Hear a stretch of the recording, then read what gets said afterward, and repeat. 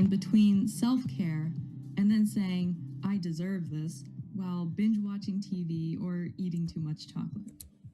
Rest is extremely important, and I know a lot of people actually have trouble slowing down and taking time for themselves. But on the flip side, we have to be careful that what we call self-care isn't just another way of avoiding growth, and that's actually a form of self-sabotage. And self-sabotage, you have, the blatant version of it, but in my own experience, it can also be much more subtle. Like when things start getting uncomfortable or exciting or challenging, and then suddenly you find yourself slipping back into old habits. We use self-sabotage to stay in our own comfort zones because the unknown can feel scary. And self-care has become a huge movement recently. Basically anything can be labeled self-care. So it's kind of easy to start justifying anything. But true self-care isn't about doing whatever feels good in the moment.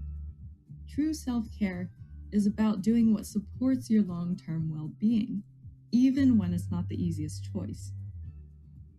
So things that we don't automatically think about are actually forms of self-care, such as setting boundaries, moving your body, getting up and exercising, getting enough sleep and rest, taking care of your mental health, having hard conversations that need to happen, creating routines and habits that support you. Basically, anything that helps you build a better life is actually a form of self-care. So the tricky part is knowing when you actually do need to rest and do some self-care versus when you need to buckle down, hold yourself accountable, and grind. And I think the key difference here is resistance. So ask yourself if your brain is choosing comfort over growth. Because one day of self-care, just like when you eat one cookie, it's not going to derail your progress. But it will if you continue to choose comfort or continue to choose cookies over your commitment. What we have to realize is that not everything that feels good is actually self-care.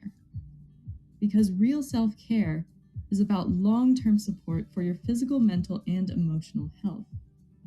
So anything that makes your future self stronger, healthier, and more balanced is self-care. Secondly, self-soothing can be a form of self-care in moderation. But self-soothing is more about comfort and escape and feeling better in the moment. And then you have indulgence.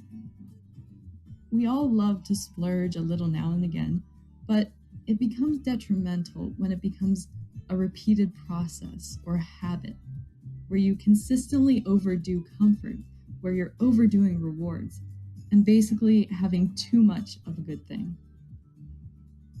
And then there's avoidance and laziness.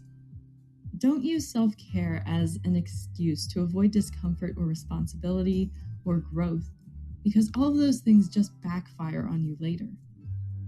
Be intentional about your rest and recovery to avoid using avoidance as self-sabotage.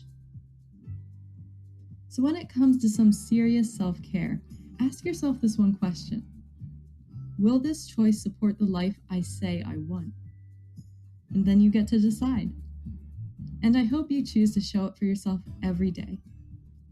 So if you found this video helped you rethink how you define self-care, hit that like button, drop a comment, and subscribe for more.